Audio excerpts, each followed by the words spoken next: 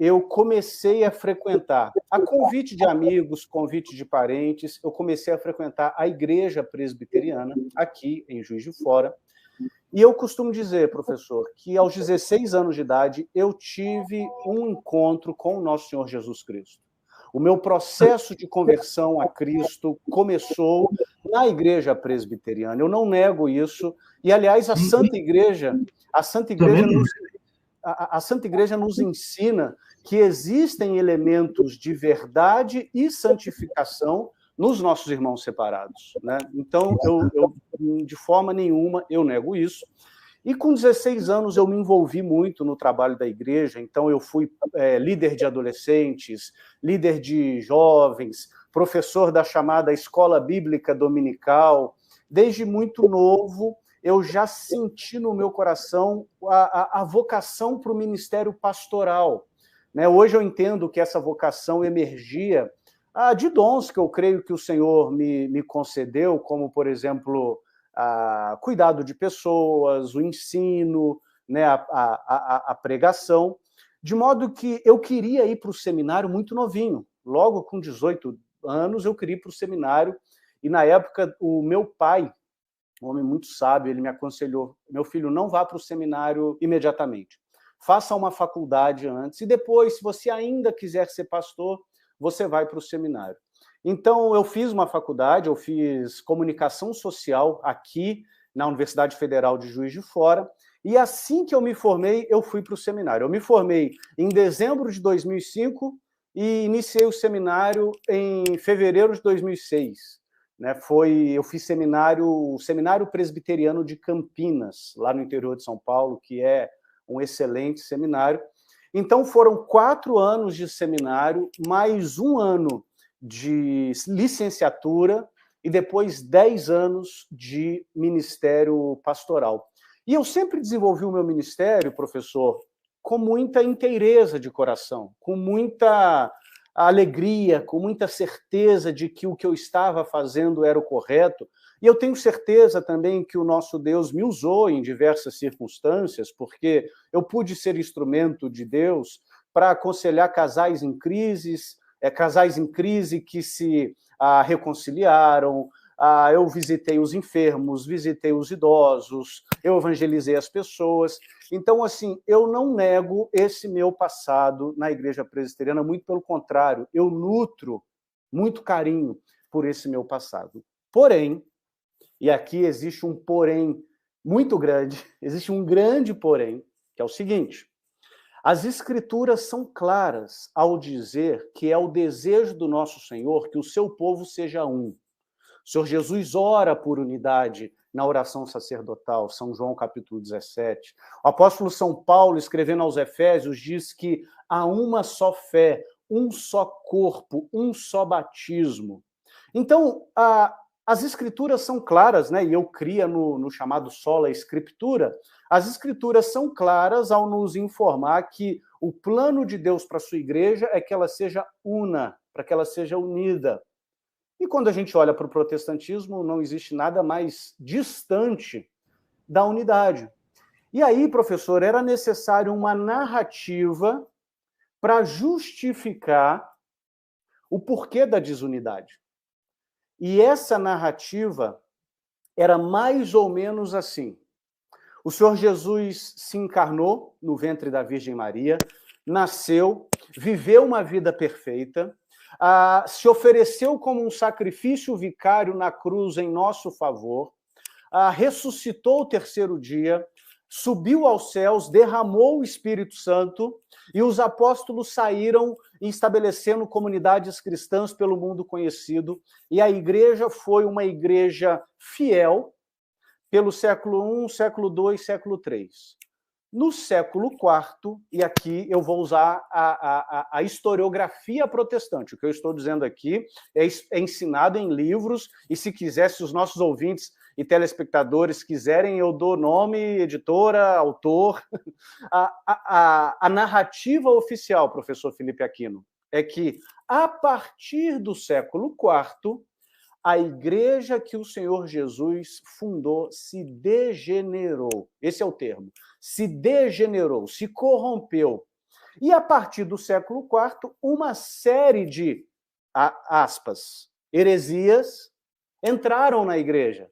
Quais são essas heresias? Devoção à Nossa Senhora, imagens, purgatório, a oração pelos mortos, intercessão dos santos, relíquias, transubstanciação. Essas, de novo, entre aspas, heresias entraram na igreja ao longo, a partir do século IV, e lá no século XVI, ou seja, 11 séculos depois, Deus resolve entrar em ação novamente, aqui eu estou sendo jocoso, mas aí no século XVI, Deus levanta Martinho Lutero, João Calvino, Henrique VIII, Úrico Zwinglio, para restaurar a sua igreja, e a partir do século XVI, a igreja volta para o trilho original. Eu tenho, inclusive, um amigo que é padre, ele é padre em Santa Catarina, e ele faz um mestrado numa instituição de ensino protestante. Ele faz com a anuência do bispo dele, naturalmente, e ele tem sabedoria para reter o que é bom, para filtrar. E ele me contava, disse assim, Eduardo, na nossa aula de história de igreja foi muito engraçado, porque a gente teve aula do século I, II, III, aí do quarto ao 15º pula e volta a história da igreja no século XVI. Então, professor, essa era e essa é a narrativa oficial do protestantismo e é a narrativa que eu aprendi e que eu ensinei. E aí a pergunta é, Eduardo, por que você se tornou católico? Simplesmente, se eu pudesse resumir, simplesmente porque eu descobri que essa narrativa não suporta o mínimo escrutínio histórico. O mínimo não é consistente, né? Não é consistente porque você, evidentemente, vai falar nisso, e todos esses valores que alegaram que entraram na igreja como heresia, na verdade, já existia desde o primeiro século. Perfeito. A devoção a Maria, foram essas descobertas que me encantaram. E me encantaram e tiraram o meu chão. Não, foram essas descobertas que me encantaram e tiraram o meu chão, porque eu era pastor de uma igreja presbiteriana, eu dediquei toda a minha vida, toda a minha história, a minha família, ao ministério pastoral. E quando eu descubro que aquilo que eu cria e ensinava não era bem assim, o meu mundo se abalou, e se abalou mesmo. Mas tudo começou quando eu descobri que todas essas heresias da Idade Média não tem nada de heresia e não tem nada de Idade Média. São o puro, limpo e cristalino ensino do Senhor Jesus e dos apóstolos desde sempre.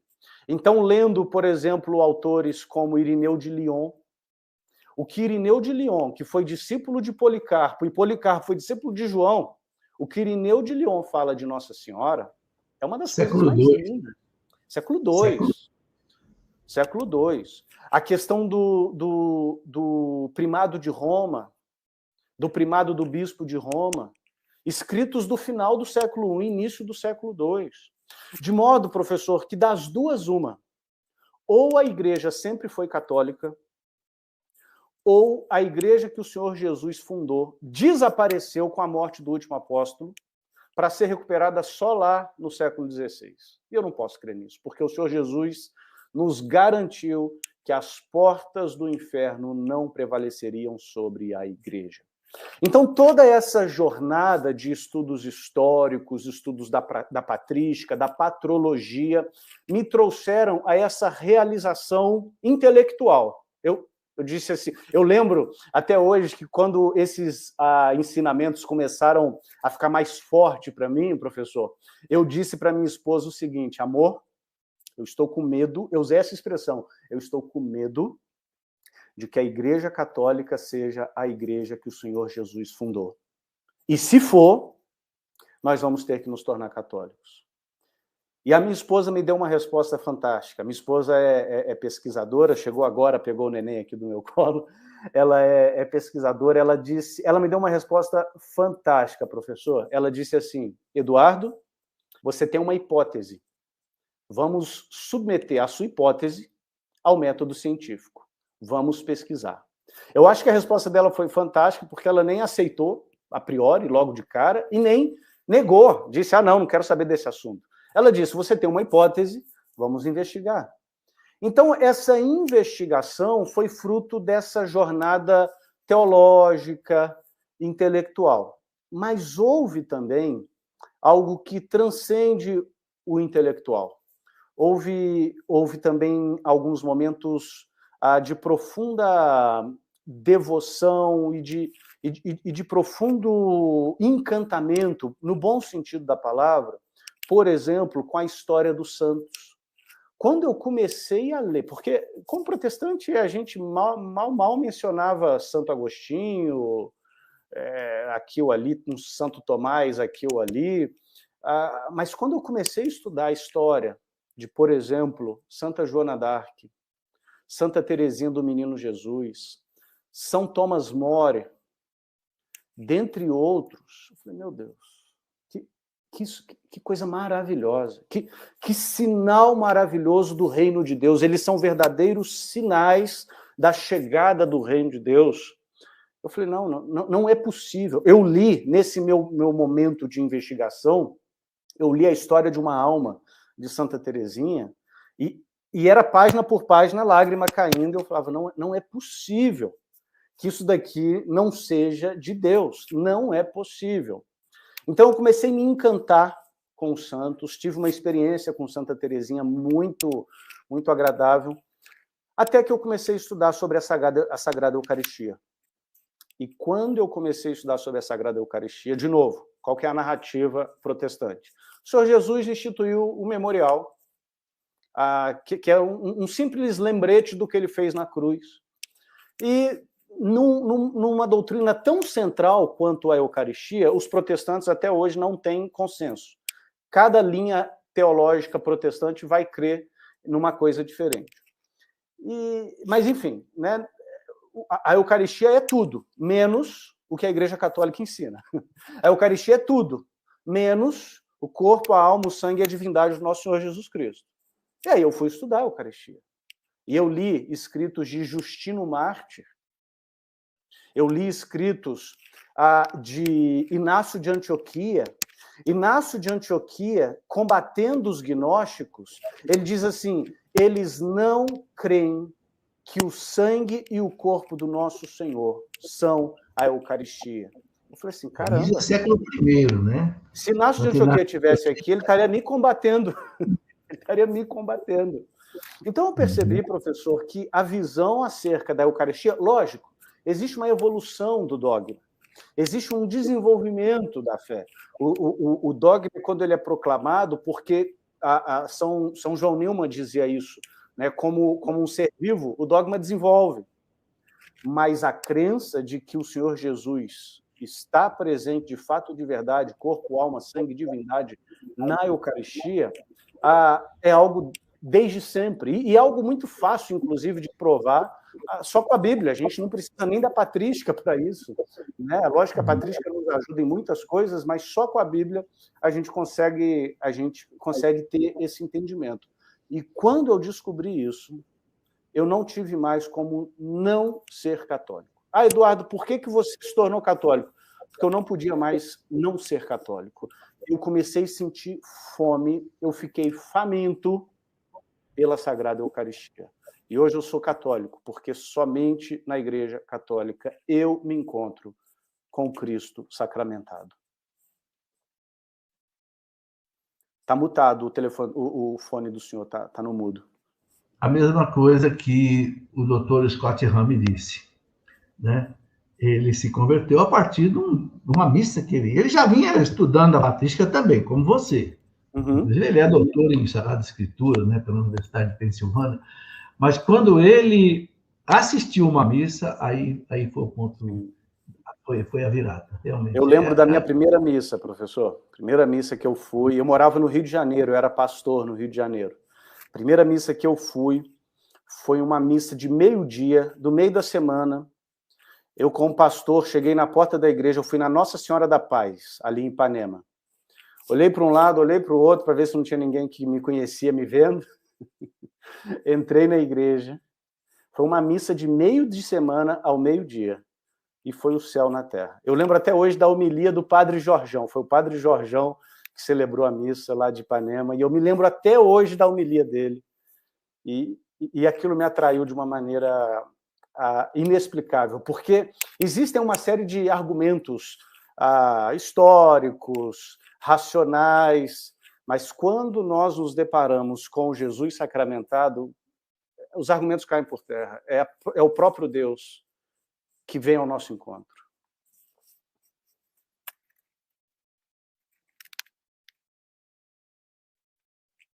Eu desligo um pouco aqui o microfone para não dar microfonia.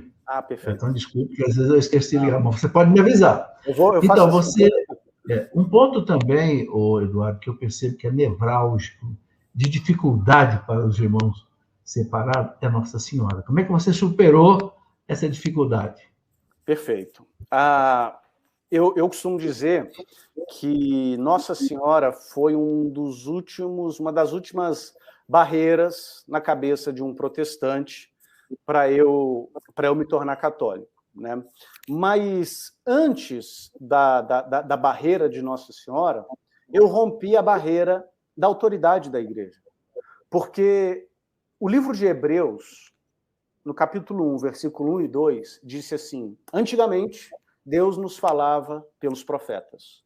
Hoje, Deus nos fala pelo seu Filho. Está lá em Hebreus, capítulo 1, versículo 1 e 2. E o que o seu Filho, né, o Filho de Deus, nos diz, ou diz à igreja? Quem vos ouve, a mim ouve. Então, a igreja tem autoridade. E não é uma autoridade meramente dela, autoconcedida. É uma autoridade concedida pelo Senhor Jesus. Quem vos ouve, a mim ouve. Ou o apóstolo São Paulo, a igreja é a coluna e baluarte da verdade. De modo que, quando isso para mim fez sentido, ficou muito simples de eu assentir a todos os dogmas da igreja, inclusive os dogmas marianos. Porém, não foi um processo fácil. Eu tinha uma dificuldade com os dogmas marianos e eu tinha uma dificuldade com os títulos marianos. Nossa Senhora do Perpétuo Socorro, Nossa Senhora da Paz, a Nossa Senhora Desatadora de Nós. Para mim, na cabeça do Eduardo protestante, era como se fossem entidades diversas. E eu me lembrei, professor, que quando eu era criança, quando eu ralava o joelho, eu chamava a Denise, minha mãe, enfermeira. Quando eu estava com fome, eu chamava a Denise, cozinheira. Quando eu tinha um problema para resolver na aula de matemática, eu chamava a Denise, bancária, especialista em matemática. Era a mesma Denise que eu chamava de acordo com a minha necessidade. Aí caiu uma ficha para mim. Não, peraí, se eu preciso de paz, eu posso invocar Nossa Senhora da Paz. Se eu preciso de socorro, eu posso invocar Nossa Senhora do Perpétuo Socorro. E por aí vai. Então, essa comparação com a minha mãe terrena, né, me ajudou muito. Mas uma segunda coisa, e isso teologicamente para mim foi o principal, foi que eu investi tempo e recursos nos estudos dos dogmas marianos e eu descobri uma coisa maravilhosa. Todos os dogmas marianos são absolutamente cristocêntricos. Cristocêntricos. Se nós mexermos em algum dogma mariano, a gente mexe na cristologia. A gente mexe na cristologia. Não tem como. Então, eu percebi que Nossa Senhora é uma mãe que nos quer como mãe, mas nos quer para conduzir até o filho dela. Ela nos quer para conduzir até o filho dela. Essa foi a primeira coisa, teologicamente falando, sabe, professor? Todos os dogmas marianos são absolutamente cristocêntricos. Isso fez muito sentido para mim, muito sentido. E aí eu comecei a perceber nas escrituras que Nossa Senhora aparece pouco. Mas quando que ela aparece? Ela aparece no nascimento de Jesus, né, obviamente, no primeiro milagre, aos pés da cruz, em Pentecostes e depois coroada no céu em Apocalipse 12. Ou seja, ela aparece pouco porque ela não quer a glória para si, ela quer nos conduzir para Deus, mas em todos os momentos cruciais da história de redenção, lá está ela, com aquela presença materna, com aquela presença que nos conduz para o filho dela, Jesus. E nós sabemos, por exemplo, quando Salomão era rei de Israel, quem era a rainha? Não era a esposa de Salomão, até porque ele tinha um monte. A rainha era Batseba, mãe de Salomão. No Israel, a rainha não era a esposa do rei, era a mãe do rei. E no reino de Deus, a rainha é a mãe do rei Jesus, Nossa Senhora. Então, essa trajetória me fez entrar em uma tranquilidade com os dogmas marianos, e hoje os dogmas marianos são caríssimos para mim. Eu queria, Eduardo, destacar nisso que você falou uma coisa muito interessante, que foi dita pelo Papa Paulo VI. Essa questão dos dogmas marianos serem cristocêntricos. O Papa Paulo VI, um dia, ele disse o seguinte: sem conhecer bem o mistério da Virgem Maria, nós não conseguimos conhecer bem o mistério de Cristo. Perfeito. Eu escrevi isso no livro que eu escrevi, que eu chamei de A Mulher do Apocalipse, que, aliás, é sobre os dogmas e sobre as devoções. Escrevi há muito tempo, há mais de 20 anos. Eu coloco essa frase do Papa Paulo VI. Sem conhecer bem o mistério da Virgem Maria, nós não conseguimos conhecer bem. Porque Cristo fez tudo através dela. Ele quis fazer, não precisava, mas ele quis. Então, amém. Eduardo, olha, nós estamos aí com 27 minutos, nós temos ainda aí uns 10 minutos para conversar. Eu queria que você falasse um pouco do curso que você vai oferecer. Eu sou muito interessado nisso, porque eu penso que tudo isso o que aconteceu com você de ter deixado a Igreja Católica e ir para a Igreja Protestante foi porque você não teve uma formação. Sim, né? Sim. A conversa que nós estamos tendo aqui sobre patrística, patrologia, os padres da Igreja e tal, e esse curso que você vai dar é um curso sobre o embasamento bíblico da Sagrada Escritura com relação aos dogmas. Eu escrevi um livro de 300 páginas sobre os dogmas da Igreja. Isso é muito importante o povo entender. Então, fale alguma coisa sobre isso, por favor. Sim. Eu costumo dizer isso também, sabe, professor? Às vezes, com dor no coração, porque tudo bem, eu fui ensinado... Eu aprendi muita coisa correta na igreja protestante, não nego isso, mas eu fui ensinado também muita coisa errada, né? Principalmente sobre a igreja católica. Eu aprendi errado acerca da igreja católica, porém, a igreja católica não me ensinou. Eu não sei se eu não me fiz ensinável, né? Mas eu frequentei a igreja católica a minha vida inteira, fui aluno de igreja católica, de escola católica, né? Eu falei errado, eu fui aluno da escola católica e eu não aprendi.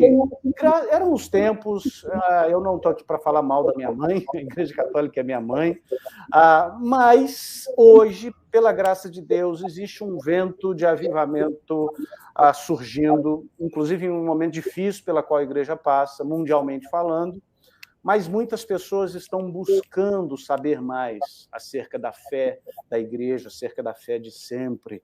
Eu tenho feito um pequeno apostolado no meu Instagram é Dudu Faria 1, quem quiser me seguir lá. Aliás, o senhor me marcou hoje. Quem segue o professor Felipe, entra lá nos stories dele, que ele me marcou, Dudu Faria 1. E algumas pessoas me perguntam, Eduardo, você quer converter protestantes com esse seu apostolado? E eu digo, não necessariamente. Se isso acontecer, eu não vou ficar aborrecido, mas não necessariamente. Mas eu quero mostrar para católicos, às vezes católicos mornos, às vezes católicos que não têm noção da beleza, da verdade, da bondade da fé católica, como é maravilhoso ser católico. Como que a nossa fé construiu a civilização, como que a nossa fé é algo que os anjos anelam perscrutar, diz a palavra de Deus. E eu tenho recebido muitos testemunhos que me honram e me emocionam, dizendo, Eduardo, fazia 10 anos que eu não frequentava a igreja católica e agora voltei a frequentar. Eduardo, eu fiz minha primeira confissão desde a minha primeira comunhão, porque eu vi você falando. Eduardo, eu era uma católica morna e agora eu tenho estudado mais as escrituras e o catecismo. E por causa dessas respostas, professor, eu decidi lançar um curso chamado Panorama Bíblico e os Dogmas da Santa Igreja. Panorama Bíblico e os Dogmas da Igreja. Por quê? Esse curso é dividido em duas partes. A primeira parte do curso é familiarizar o aluno com as Sagradas Escrituras. Às vezes a gente descansa tanto no magistério da igreja, a igreja falou, está falado, e é bom que a gente pense assim, mas às vezes a gente descansa tanto no magistério da igreja que a gente não estuda esse livro que a igreja nos legou. A gente não pode esquecer que a Bíblia é um livro católico. O saudoso Dom Henrique Soares, que sem saber me influenciou muito na minha jornada de volta para casa, ele dizia, né, a Bíblia é o livro de fotografias da família. Então, a primeira parte do curso tem a ver com uma familiarização com as Escrituras. Então, nós vamos nos familiarizar com a Bíblia e nós vamos aprender a como encontrar Jesus em todas as páginas da Bíblia. São Jerônimo dizia, né, a ignorância das Escrituras é a ignorância de Cristo. Então, nós vamos aprender alguns recursos interpretativos simples que qualquer pessoa pode aprender de como nós encontraremos Jesus em todas as páginas das Escrituras. E a segunda parte do curso, professor, é mostrar para os nossos alunos que todos os dogmas da Santa Igreja estão enraizados nas Sagradas Escrituras. Porque, como eu dizia para o senhor no início da nossa conversa, o discurso é: a Igreja Católica inventou um monte de dogma que não está na Bíblia. Mentira. Todos os dogmas estão na Bíblia. Todos os dogmas estão na Bíblia. Então, nós vamos mostrar a fundamentação escriturística, não de todos, né, mas de boa parte dos dogmas da Igreja, dos principais dogmas da Igreja. E alguém pode dizer assim: Eduardo, eu não preciso saber a fundamentação escriturística do dogma, porque se a Santa Igreja falou, eu acredito. Ótimo, bom que você pense assim. Mas o seu vizinho não pensa assim. E São Pedro, na sua primeira, eu costumo brincar, né? São Pedro, na sua primeira encíclica papal, na sua primeira bula papal, né? 1 Pedro, ele diz que nós devemos estar preparados para darmos razão da nossa fé. Razão da nossa fé. Então, o objetivo é mostrar para os nossos irmãos católicos, inclusive eu tenho alguns irmãos protestantes que se matricularam no curso também, mas mostrar uma familiarização com a Bíblia e mostrar a fundamentação escriturística dos dogmas da Santa Igreja. Eu fiquei muito tocado, professor, com a sua generosidade de colocar nas suas redes sociais a divulgação desse curso. Eu acabei de postar aqui nos comentários da nossa live no YouTube o link para quem quiser fazer a inscrição. E então, assim, a pessoa que está nos assistindo pelo YouTube, aqui no chat eu coloquei o link, e eu criei uma coisa especial para quem nos acompanha nessa noite. Quem está nos assistindo agora e entrar no link que eu coloquei aqui no YouTube, no chat do YouTube, mas o professor Felipe vai disponibilizar esse link nas redes sociais dele também, eu vou conceder um desconto de 10%. É um pagamento único, tá? O curso tá barato. Eu costumo dizer, o valor é alto, mas o preço é barato.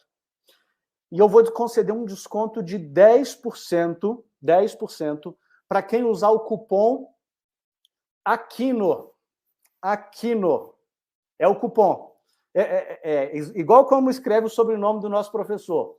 Você vai entrar lá no link, vai fazer a sua inscrição, aí vai perguntar, tem cupom de desconto? Você vai escrever Aquino e automaticamente você vai ter 10% de desconto. Esse cupom é válido até amanhã, meia-noite, até amanhã, quinta-feira, 23h59, mas corre, porque pela graça de Deus as vagas estão acabando, e o curso começa sexta-feira agora.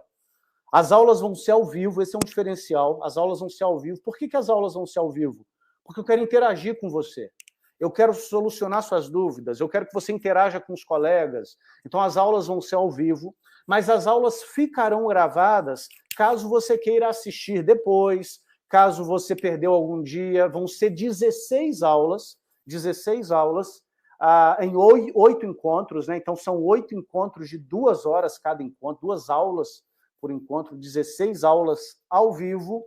E eu acabei de receber, professor Felipe, a confirmação de que o Ken Hensley vai ser um dos professores. Ele topou dar 2 aulas no curso. Quem que é o Ken Hensley? O Ken Hensley é um ex-pastor batista que fez seminário junto com o Scott Hahn, e quando ele ficou sabendo que o Scott Hahn tinha se tornado católico, ele foi conversar com o Scott Hahn, e alguns anos depois o Ken Hensley se tornou católico. Hoje, o Ken Hensley é diretor de cuidado pastoral da Coming Home Network. Ele me ajudou muito nesse processo. É um apologista católico muito famoso nos Estados Unidos. Ele vai dar aula ao vivo, eu vou ser o tradutor dele. Então, eu não falo inglês, não tem problema. Eu fiquei muito feliz porque o Ken Hensley topou dar 2 aulas para a gente. E sabe quais aulas que o Ken Hensley vai dar para a gente, professor? A formação do cânon e o sola escritura. A formação do cânon e o sola escritura. Então, assim, eu estou muito feliz com esse curso. Esse curso conta com a aprovação e o apoio do Dom Gil, que é o meu bispo, um santo bispo, diga-se de passagem. Tem o apoio da Arquidiocese de Juiz de Fora. E você entrando no link que eu coloquei aí, no link que o professor vai disponibilizar nas redes sociais, ou entrando no meu Instagram é Dudu Faria 1. Entrando no meu Instagram, entrando com o cupom AQUINO, você vai ter 10% de desconto nesse curso. Eduardo, agradeço, né, a sua participação. Estamos chegando. Passou rápido, né, professor? Mas eu acho que o essencial foi colocado. Eu cumpro, inclusive, um compromisso que eu falei com o Dom Gil, que eu faria isso. Eu fico com certeza, eu gosto muito de Dom Gil. Eu tenho uma amizade já com o Dom Gil há muito tempo. E, quer dizer, um aval do arcebispo de Juiz de Fora é uma coisa pesada, né? E o Dom Gil me acolheu como um pai, professor. Eu cheguei, porque eu sou de Juiz de Fora, mas não estava em Juiz de Fora. Eu estava no Rio, sendo pastor. E aí eu abdiquei do pastorado e voltei para minha terra natal. E o Dom Gil me abraçou como um pai. Então, olha, parabenizo você, dou graças a Deus pela sua mudança, que eu sei que isso não é fácil. Eu sei que você, como pastor antigo ali, devia ter, evidentemente, um bom salário na igreja presbiteriana, porque eu sei que lá é assim, o próprio Scott Hahn me dizia. Então, deixar tudo isso e começar uma vida nova na igreja católica, e a igreja não remunera ninguém, só remunera os padres, né? Com a côntroa, que é uma coisa pequena, 2, 3 mil reais por mês. Aí eu vejo os padres que recebem aqui na nossa diocese. Então, olha, eu vejo que foi um ato realmente de coragem, de iluminação de Deus, de fortaleza no Espírito Santo para essa decisão. Peço a Deus que te abençoe seu trabalho. Peço que você transmita a Dom Gil também aí o nosso agradecimento. E, quem sabe, outra oportunidade, a gente pode conversar mais alguma coisa. Eu adoraria. Seria uma honra. Seria uma honra. Estar falando com o senhor nessa noite é uma honra. Quando eu contei para os meus amigos que eu ia conversar com o professor Felipe Aquino, todo mundo ficou, como assim? Que legal. Não, estou vendo pela audiência. Nós ficamos aí com mais de 1.300 pessoas aí. Olha que coisa boa. É uma boa audiência. E assim, sobre as coisas que eu tive que abdicar, professor, de fato, eu tive que abdicar de muitas coisas. Mas eu me lembro de 2 versículos bíblicos. O primeiro, o Senhor Jesus dizendo: se eu não tivesse vindo, vocês teriam desculpas, mas eu vim, então vocês são indesculpáveis. E é nesse versículo que a Santa Igreja ensina que, se for uma ignorância invencível, a gente até entende, mas eu já não era mais ignorante. Eu tomei conhecimento acerca da verdade da Santa Igreja. A primeira coisa é essa. E a segunda coisa, Mateus 13:44. O reino de Deus é semelhante a um homem que encontrou um tesouro escondido num campo. E ele esconde esse tesouro, vai, cheio de alegria, vende tudo o que tem e compra aquele campo. Eu ganhei infinitamente mais do que eu perdi. Que beleza. Olha, muito obrigado, que Deus te abençoe, Nossa Senhora caminha na sua frente. Amém. Né? E proteja seu trabalho, que muitos outros irmãos separados possam voltar para a Igreja Católica. Porque Jesus disse, haverá um só rebanho e um só pastor. Sim. Eu creio nisso, espero essa hora. E até um amigo meu dizia, quando isso acontecer, o demônio vai ficar desesperado. A hora que os irmãos separados voltarem para a igreja, ninguém mais segura a igreja. Nesse exato momento, eu estou aconselhando 5 pastores que estão querendo se tornar católicos. E me procuraram. Não fui eu que os procurei. Eles me procuraram. 5 pastores que querem se tornar católicos. Que Deus o abençoe. Eduardo, muito obrigado mais uma vez. Eu que agradeço, professor. Foi uma alegria. Outra oportunidade, se Deus quiser. E aos nossos queridos telespectadores que nos acompanham até agora, muito obrigado por essa boa audiência. Que tudo isso seja para a glória de Deus, edificação da igreja e salvação das almas. Muito obrigado. Até a próxima oportunidade, se Deus quiser.